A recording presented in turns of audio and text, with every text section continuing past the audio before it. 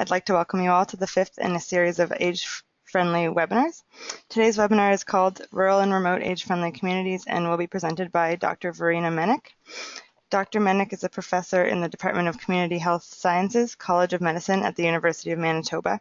She served as the director of the Center on Aging at the University of Manitoba from 2004 to 2014 and has also served on numerous advisory committees, including the Canadian Institute of Health Research, Institute of Aging's Advisory Board from 2005 to 2011.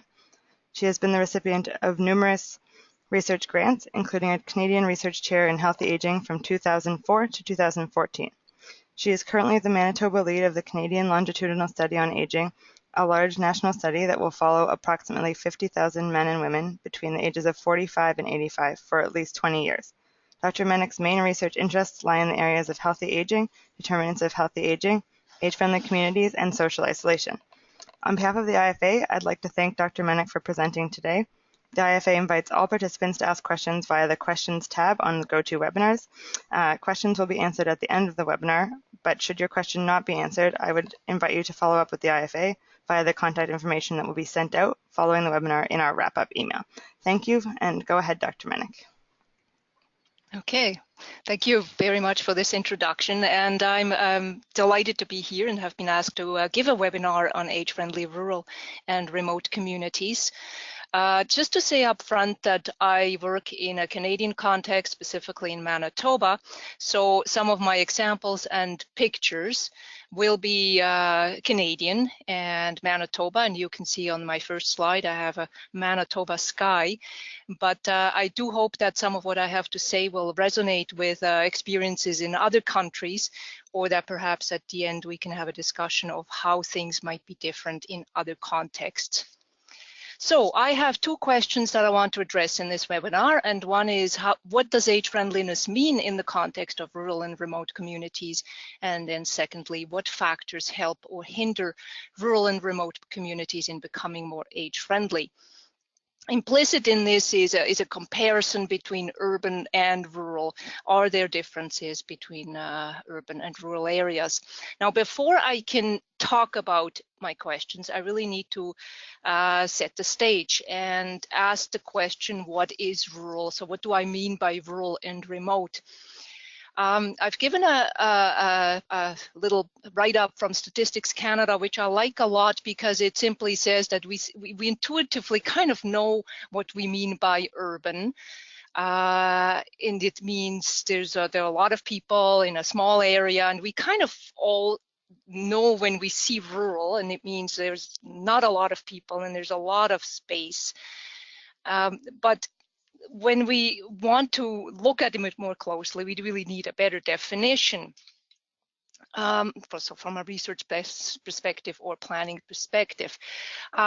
Two general comments about that, though. There really is no one definition. When you look at how rural is defined or remote, there's a lot of variation in different countries, within countries.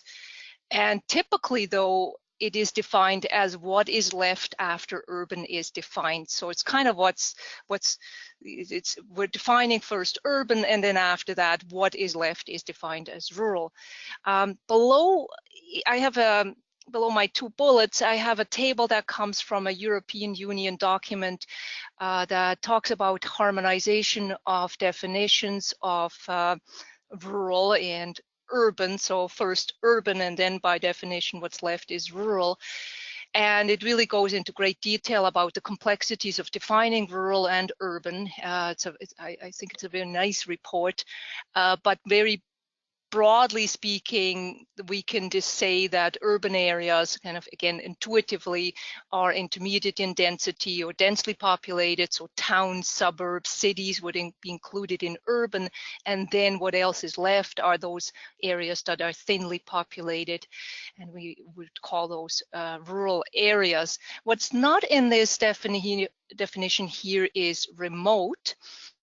And again, the definition of remote would vary. And it's not an easy one to do. I had a colleague who was working on rural issues here in Manitoba, and she used to joke that remote is where there is not even a Tim Hortons Tim Hortons being a very popular coffee shop in Manitoba. Now that is a joke, but I think it gets at the point that remote is really, really far away. It's very sparsely populated, and it's even further away from everything than rural.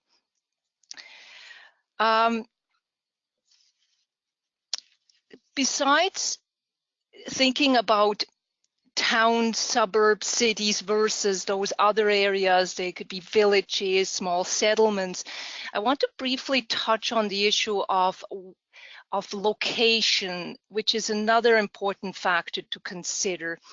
So let me try to illustrate this with an example. Here you have some pictures on the left.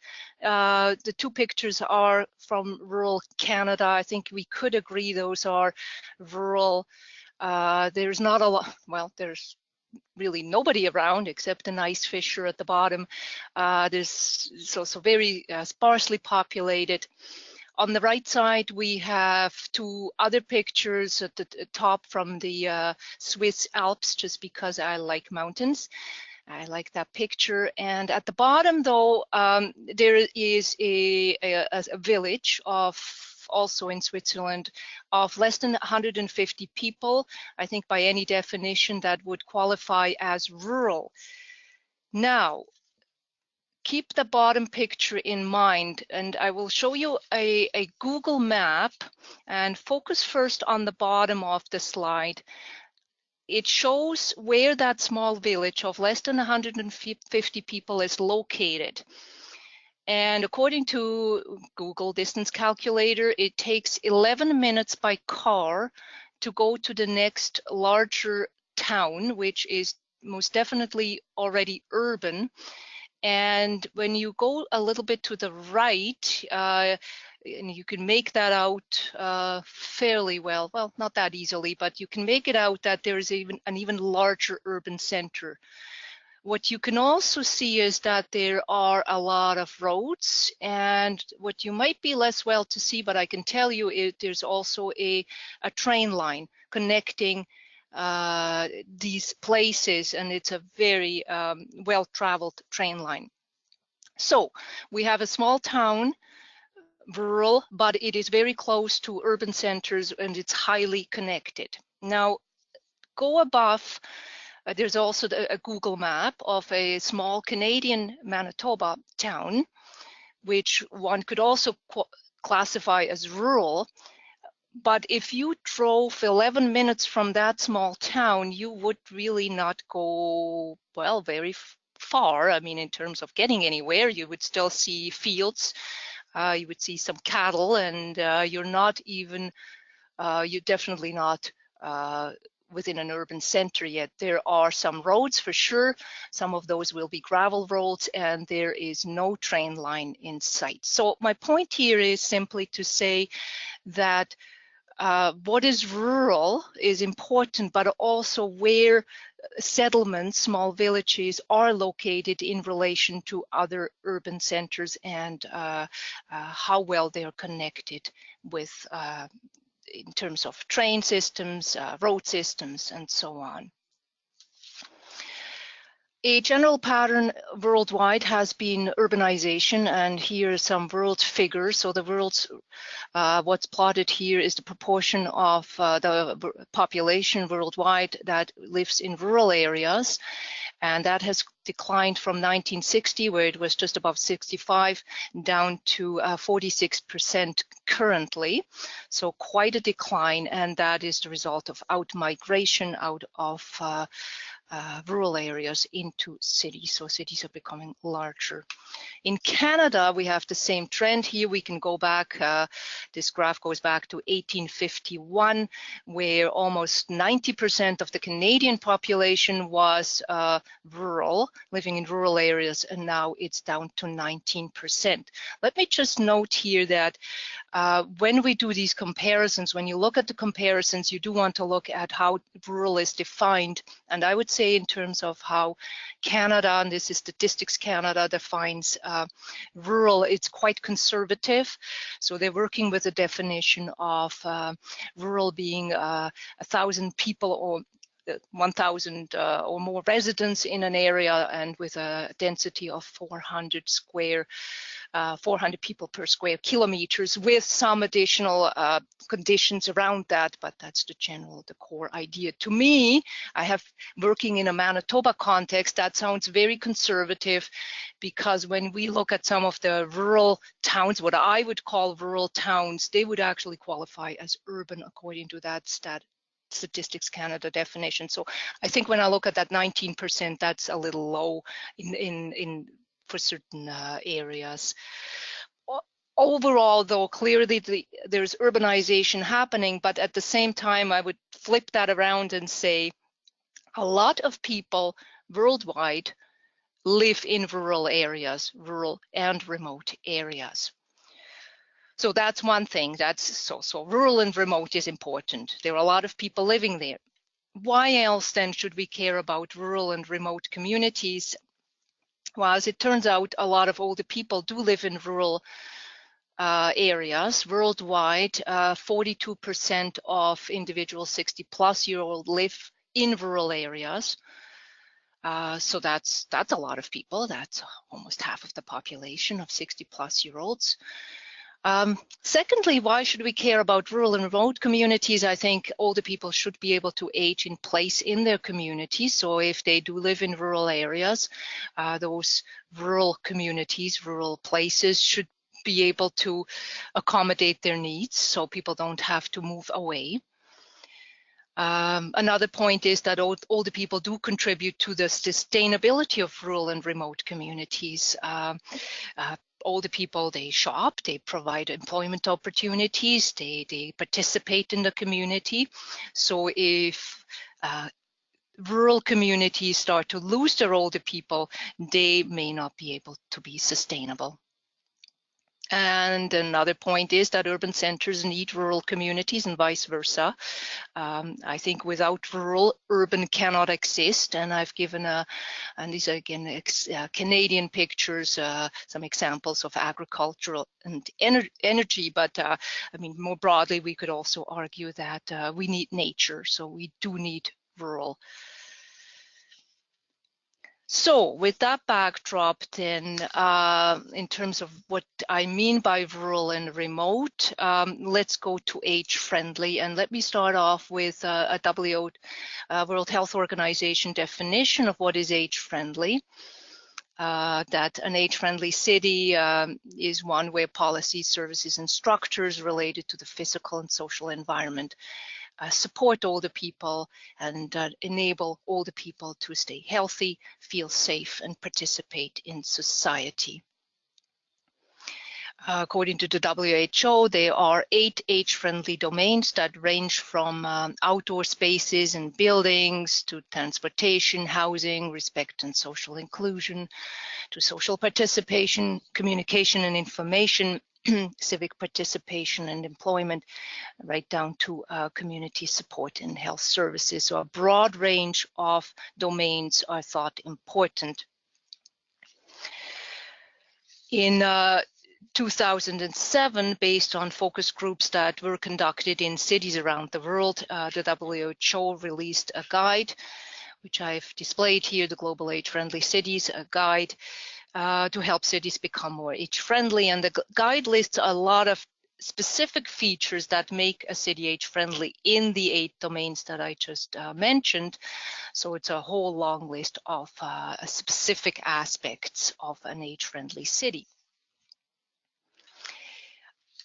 In 2007, Canada released, so the Canadian government released a parallel guide focusing on rural and remote communities. That guide was developed in a very similar way as the WHO guide, in that it was based on focus group research conducted in towns and villages in Canada. They were rural and remote in the sense of having populations less than 5,000. And the question was the same. So what are the specific features of age-friendly, of rural and remote communities? So what then does age friendliness mean in the context of rural and remote communities? So I can get to that question. Let me give you a few examples. Now, I can certainly not do justice to the age-friendly rural and remote guide. If you haven't seen it, I'd encourage you to take a look at that. But let me give you a few examples. And here you have the age-friendly domain according to the WHO. I'll go in clockwise around the pictures here, starting with outdoor spaces and buildings. For example, sidewalks are well maintained. Are there public washrooms? Is there affordable housing?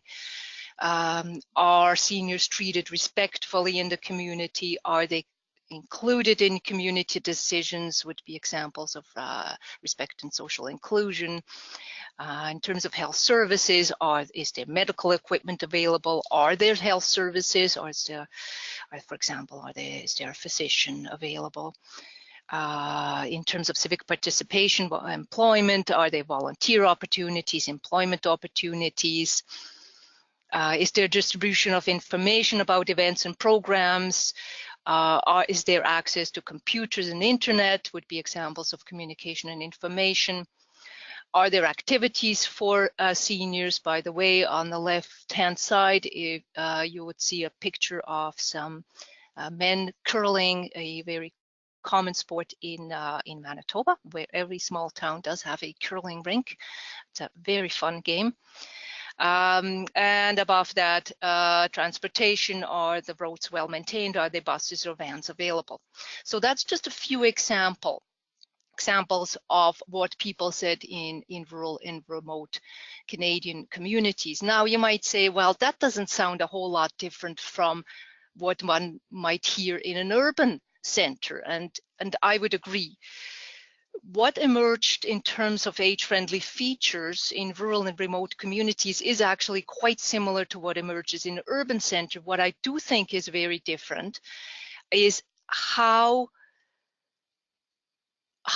rural and remote gives a different context for how these features play themselves out. And I will go into that in a moment in further detail. Another thing you might say is, well, this doesn't sound like communities in other parts of the world, and especially when you look at the picture. So how does this apply to different contexts? Well, let me give you maybe different pictures to illustrate how some of these features or different aspects might actually apply to other contexts. So maybe curling, which is a really big thing in Manitoba specifically, is not something that people do in other cultures, in other countries, but the idea that people are doing something, that there's activities, is important. Transportation, I showed a picture of a bus, maybe a bicycle or walking is the mode of transportation that's important. So, but still the bottom line is transportation. People need to get around. Apartments may not be an issue, and in some contexts it may be more important that their basic needs are met, maybe that there's running water, that there's electricity, or that there's firewood available. So the domains would apply equally well in other contexts, but you would have to, but the specific examples would need to be modified, and one would want to see what actually matters in a specific context, in a specific country, in a specific cultural context. So I mentioned just a moment ago that maybe the features in a rural remote community are not that different from what you might hear about in an urban setting, but really what sets rural and urban apart are some of the unique challenges that you see in a rural and remote context. And here are just some of them, and please feel free to use the chat box to give additional ones. Some of the ones that I've listed here are most definitely interrelated. So when we think about inadequate infrastructure, that might be the road systems, or lack thereof. Buildings may not be there, facilities are not available. Some of that it would be certainly related, very much related to the geographic distances.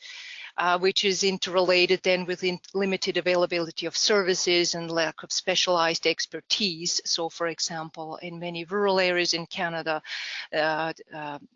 towns, small villages are having difficulty attracting and retaining health human resources such as physicians or nurses. In terms of just the pictures here, the bottom one is a picture of road that was just opened up very recently in the Northwest Territories in Canada that leads from Inuvik to Tuktoyaktuk, which is up the Arctic Circle.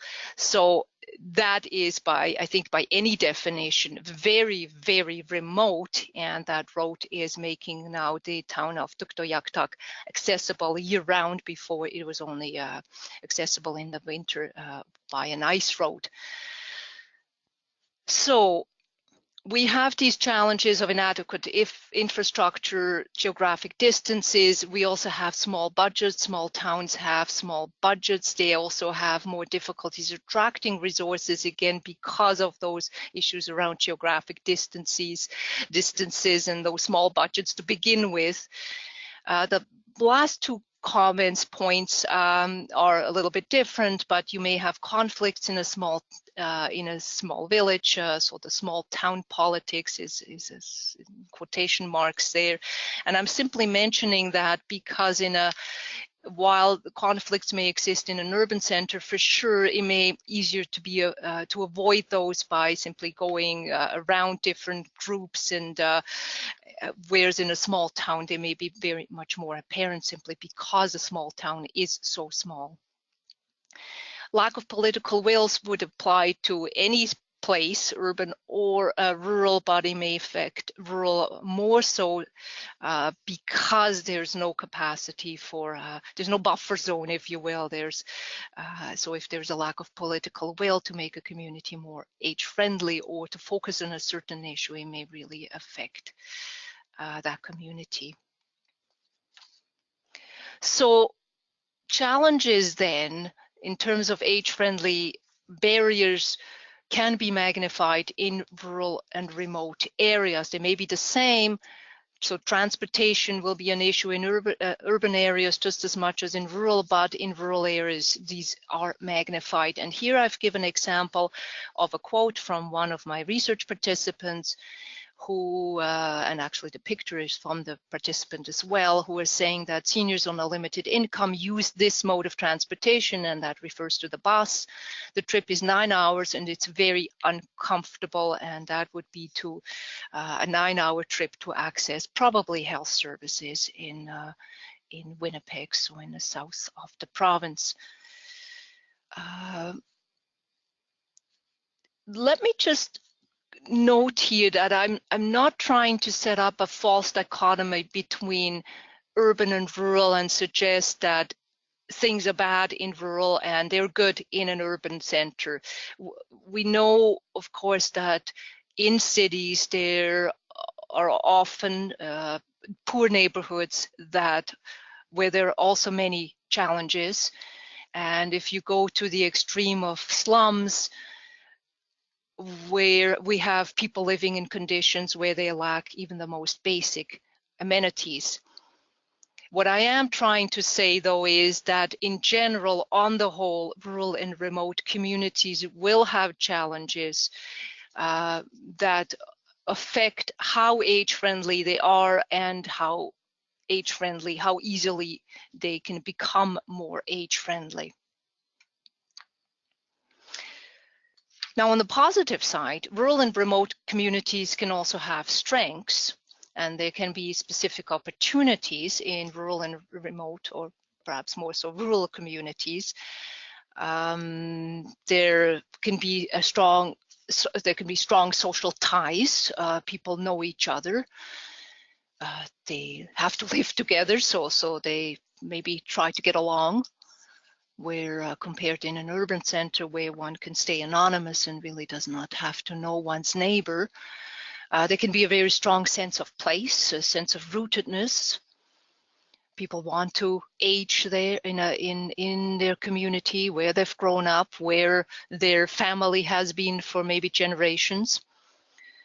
Politically, local leaders are accessible just because it's small, because people know each other, and that can make it easier to have an impact. So people can make their voices heard perhaps more easily than in an urban center, where there's a lot more bureaucracy, lots of red tape, layers of red tape to go through.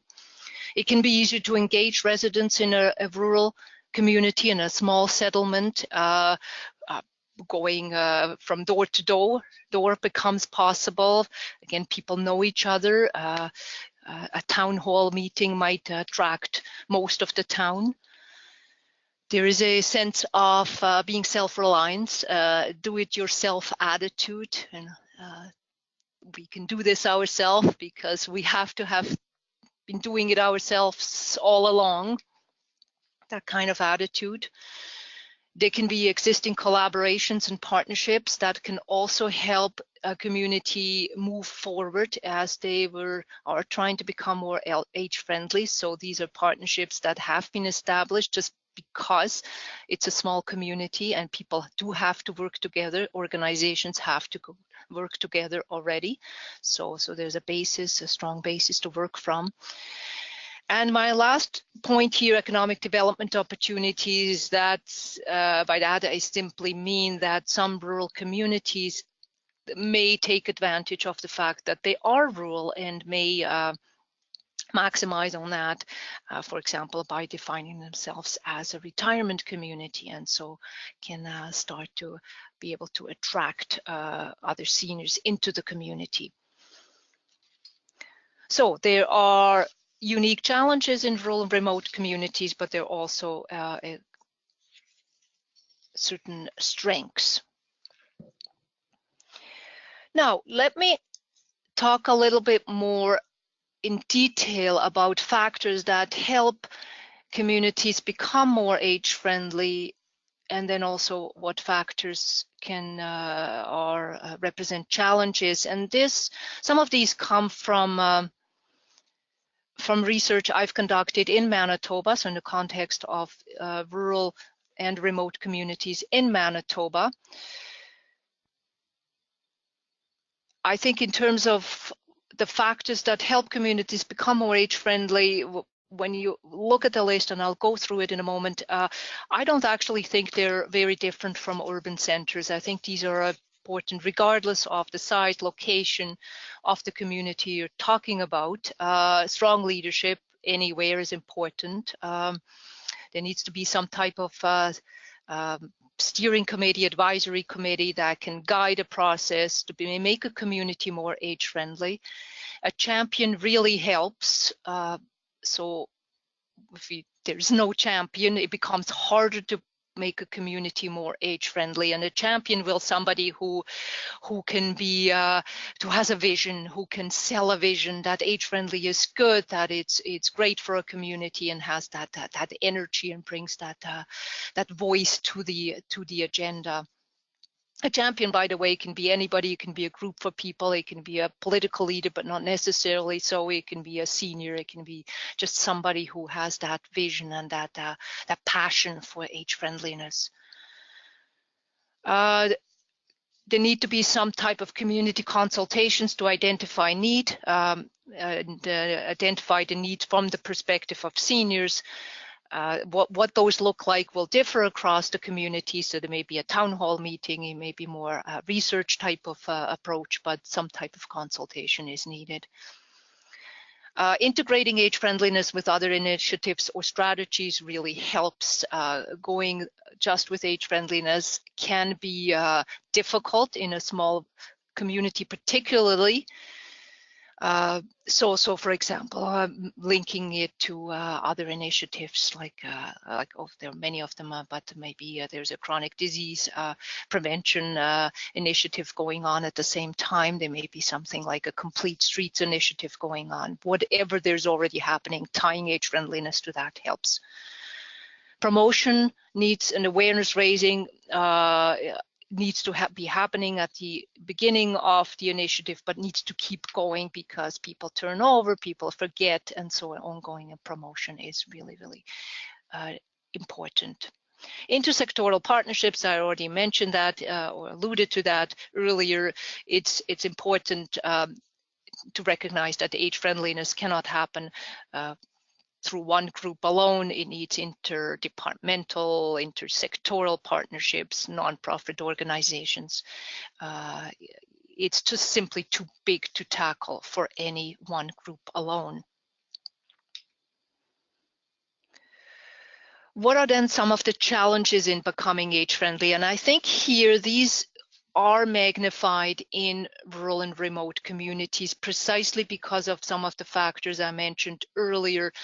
Size is important, so the capacity issue is a big one. In a small community, volunteer burnout is a real danger when the same people are doing yet again something else. It comes onto the shoulders of the same people to deal with age friendliness. The same with lack of leadership and direction. There may simply not be enough capacity to take on yet another project, another age-friendly project, even though everybody recognizes that it's important, but there may simply be a lack of capacity to initiate it and sustain it. Funding is a big challenge in smaller communities. I'm not saying it's not an issue in urban centers, but it is also a very big challenge in rural and remote communities. So especially with dealing with larger projects like housing, transportation, those are challenging to implement, as is healthcare services. Those are very large issues. There may be competing priorities.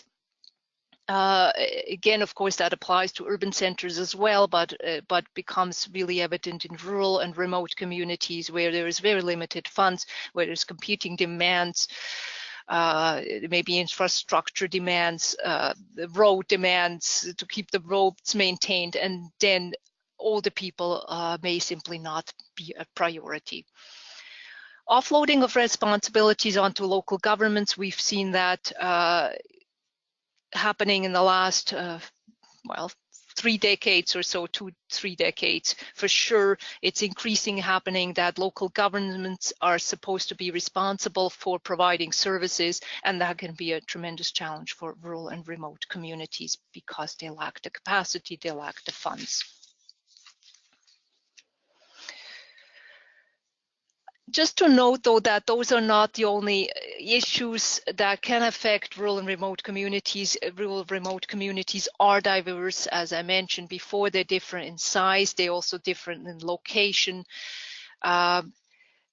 So like the example I gave earlier, a small community that's very close to an urban center is a very different context than a remote community that is very, very far away from some other other amenities in another community, and that creates challenges. There may be regionally competitive communities, and a picture on the right side at the bottom shows one of those in Manitoba. So that's Gimli, Manitoba. It's become a retirement community, but it's really benefited from being close to a lake. So it's a very nice setting, and it's attracting therefore seniors into it. So that's helped him, the community, become more age friendly because of that, because it's attracted seniors in.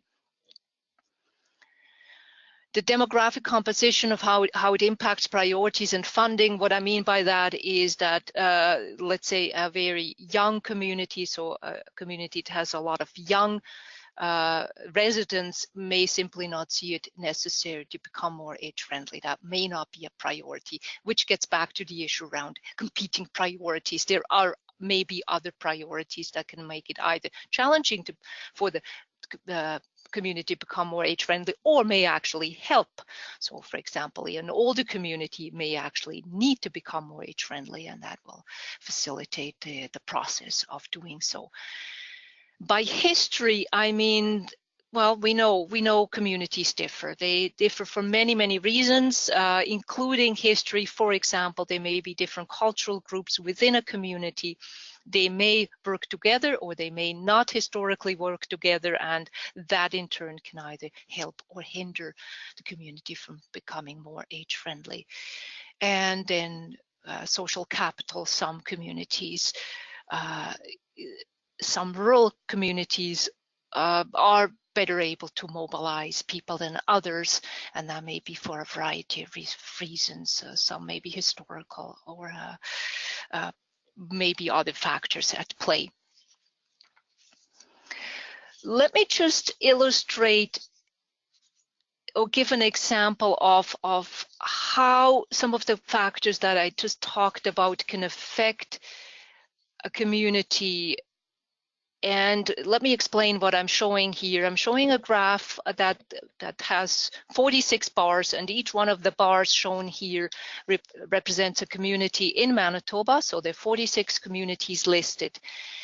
The height of the bar is the age friendliness of the community, as that is determined based on a survey that was given to community residents. So residents in each of those communities filled out a questionnaire, and the questionnaire involved a whole bunch of questions related to age friendliness in the various domains, housing, transportation, and so on. And so there was a rating, and this is added up, and we get an average score for the community.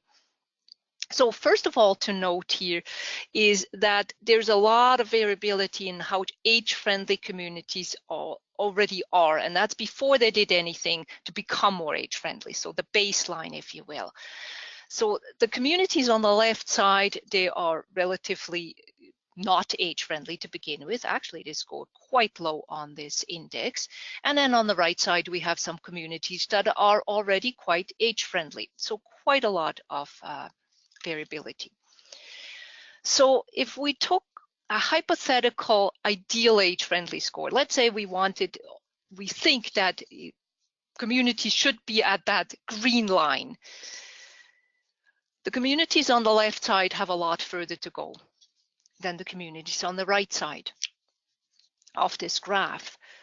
So in other words, those who start off already at a disadvantage are going to have a much more difficult road ahead of them. They have a lot further to go. And so the same factors that may impact, that may be responsible for them being lower to begin with, may also prevent those communities from actually reaching that hypothetical ideal age friendliness score. So presumably, looking at that, then one would think that the communities on the left side, who are already to begin with disadvantaged and have so much further to go, would also benefit from more help, so such as help with human resources and financial support.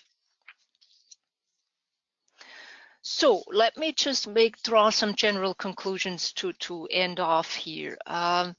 First of all, I hope to have conveyed that rural and remote communities are unique, and that deserve specific policy and research attention. I think, so just speaking from a research perspective, often there's not as much attention paid on rural and remote communities as there is on urban centers. I also hope to have conveyed that all the people living in rural and remote communities do face unique issues. So again, they deserve our attention. The third point here on the slide, I've actually not really highlighted very much, but I do want to just mention it here. I do think it's important to consider age friendliness as a holistic concept. Age friendly domains are interrelated, and they should not be looked at in isolation. So I think it is important to keep track of all of the domains, even though that may be difficult. at once. And to give you an example, I think tackling housing without also considering transportation is a mistake. So for example, a small town may have cheap land, and this is in a Manitoba context where rural land is very cheap, so there may be cheap land outside the community, and the community may consider putting some senior housing there, but by doing so and not thinking about transportation, they have just created a potential transportation problem if people who live there cannot drive.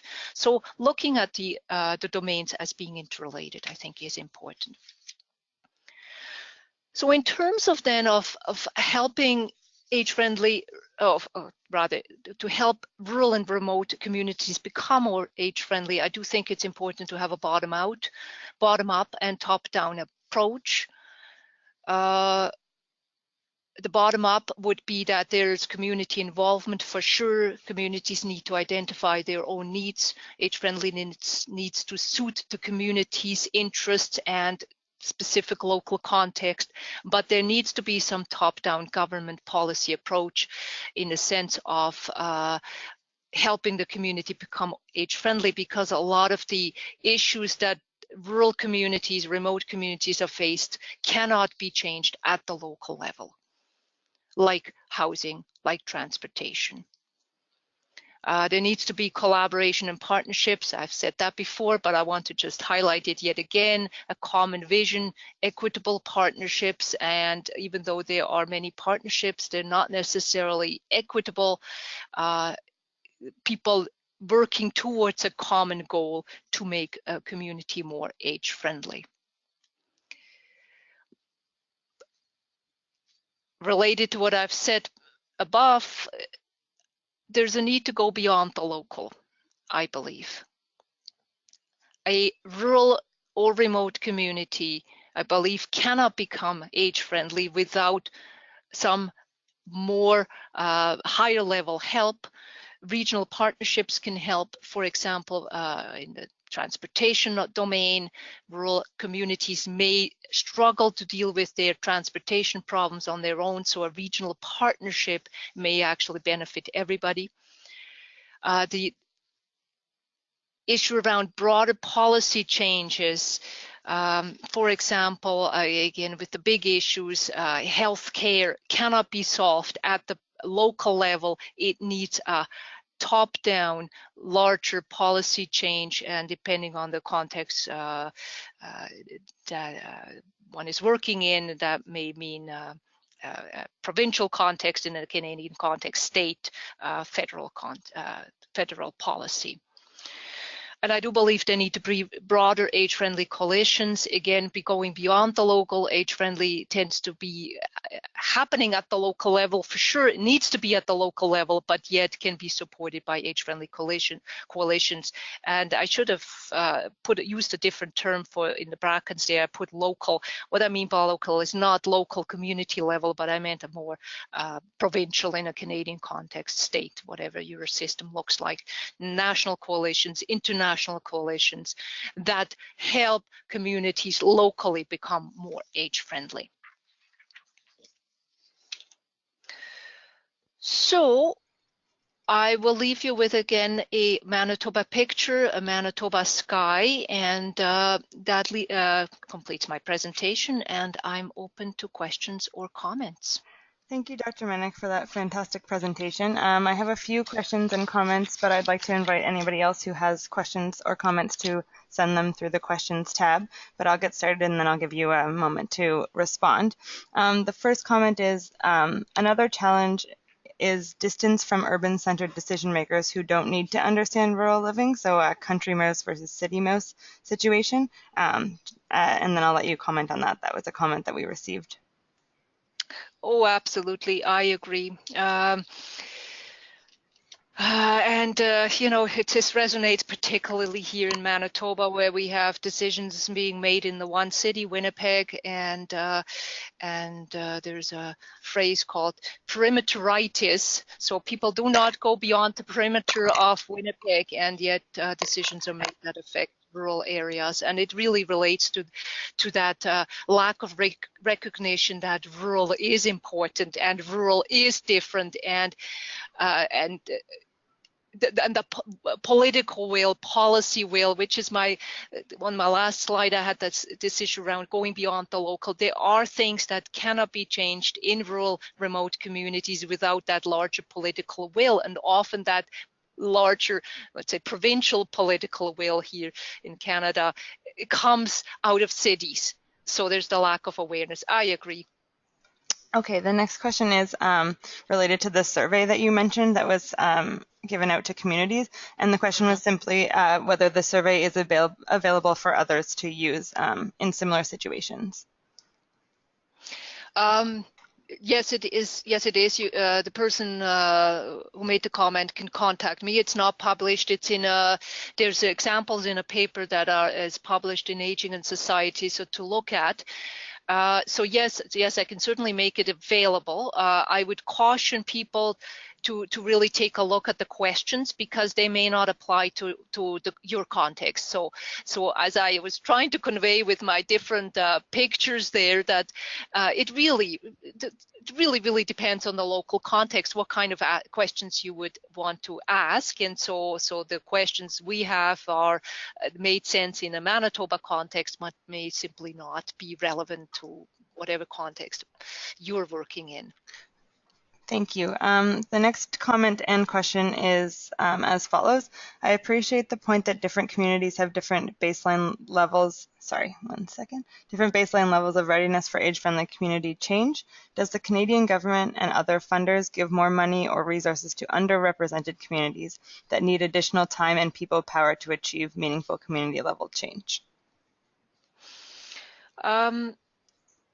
I can't give you a Canadian answer, because age-friendly rolls out differently in different provinces. Well, to backtrack slightly, all provinces, all 10 provinces in Canada have now age-friendly initiatives underway. How they're so that means that the provincial government is supporting communities in whatever way, or promoting age-friendly support communities in that province. How the province implements those initiatives differs across the provinces. In general, there's been, in terms of age-friendly grants, they tend to be, and it's a generalization, but they tend to be similar for all communities. So the answer would be generally no. There is no recognition that some have a bigger road ahead of them than other communities. And I would say that would be something that would be really nice to if that changed. Thank you. The next question is, where there may be a lack of local political will, have you seen success in a regional, i.e. non-urban entity, i.e. academic, government, healthcare, or nonprofit, in pushing the age-friendly agenda in a community?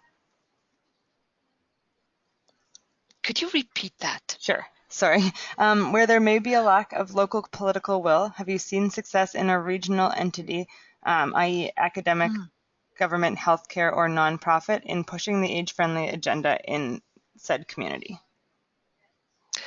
Yes, I have seen that. So the agenda can be pushed from various sources, and certainly you could have a community where either academics would push the agenda. Okay, that's one thing. Or you could have, let's say, a senior group. I've also seen it.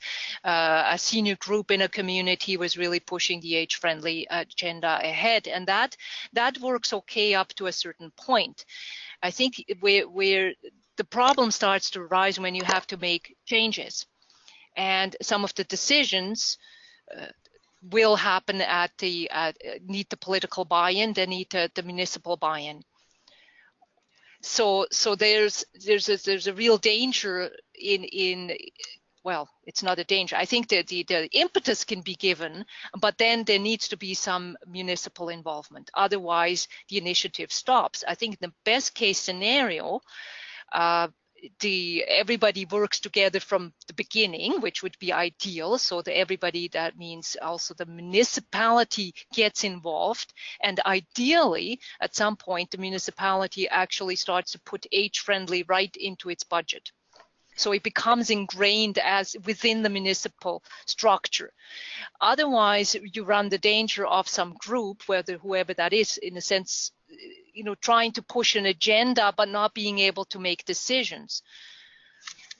Having said that, of course, as an academic or as an age friend, a senior group, you can make certain changes, but really, if we look at age-friendly as being more holistic, a lot of the decisions do lie with municipal government. And then let me go more broadly than that, and some of the decisions don't need to go beyond the local. It needs to go beyond the local because some decisions are dependent on policy changes, on funding at a higher level.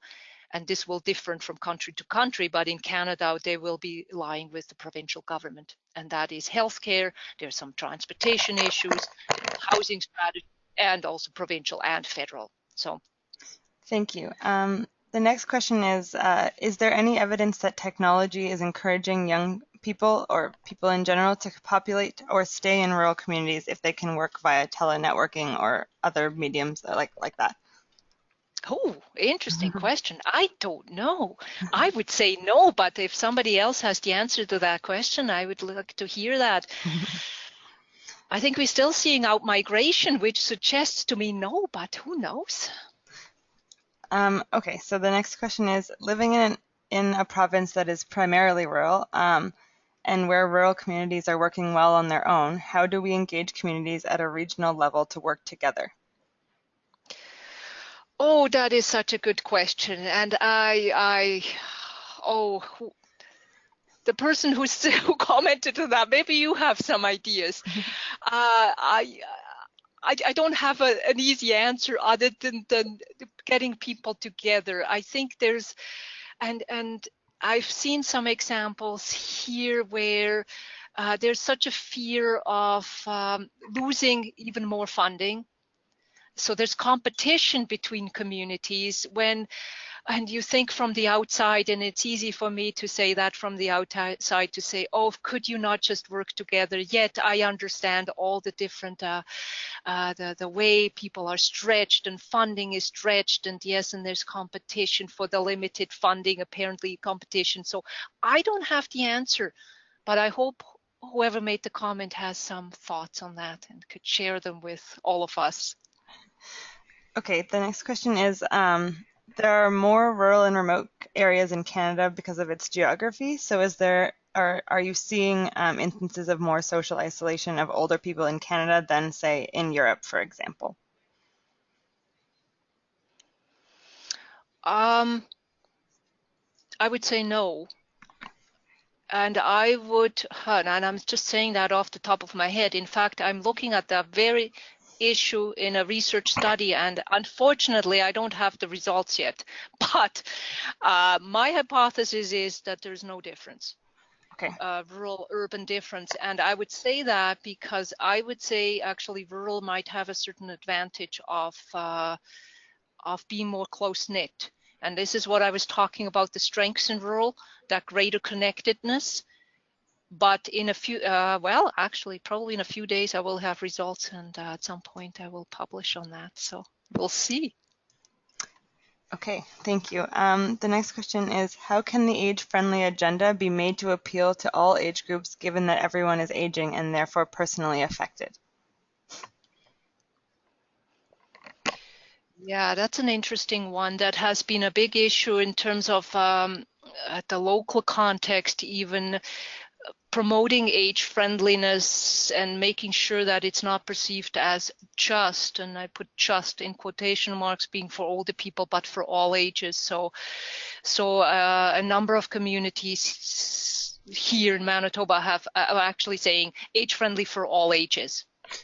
It's a community for all ages to make sure to see that it's not just for one group. I think one of the most direct ways to involve younger people and really make it for all ages is if there is a steering committee, an advisory committee to involve young people.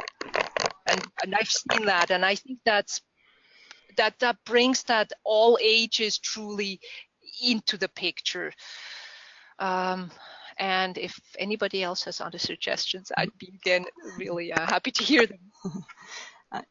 Okay, so I'm going to ask one final question because we're nearing the end of the hour, and then if you do have other questions, feel free to contact the IFA after I send out the wrap-up. But the final question is, you mentioned the capacity issue as a challenge to becoming age-friendly. Do you have any experience in building capacity locally to increase leadership and direction locally to becoming age-friendly? For example, training residents to take a lead on becoming more age-friendly. Mm-hmm. Well, I can give you the example of what Manitoba has done in terms of, it kind of gets at the capacity building, is getting communities together for sharing workshops, if you will. So it says, if you come together and you can showcase some good examples, that will help communities that are struggling. So that's one way of building capacity. A more direct other way, yeah, I mean, the example given, I suppose could work. I have not seen that in action, but I could see that as a possibility. I kind of like this idea of bringing people together and learning from each other. So you'd have representatives from different age-friendly steering committees, and they come together and they talk. I like this idea of, well, first of all, the sharing information, but also people like to hear from similar communities and people who are in the same boat. So if you kind of see, yeah, they're like us. So how come they can do it? And then the people who have a little further ahead can then share some of the examples and encourage the ones who are maybe struggling with some of the issues. Thank you. So in closing, I just wanted to read this final comment, and it says, "Thank you for a wonderful presentation, many great considerations shared." And I just wanted to echo that sentiment. Thank you for this wonderful presentation on behalf of the IFA, and we really appreciate it. And the session has been recorded, so we will circulate that as well. And Dr. Menec, did you have any final comments? No, I don't. Thank you for having me. Great. Thank you so much. Bye, everyone.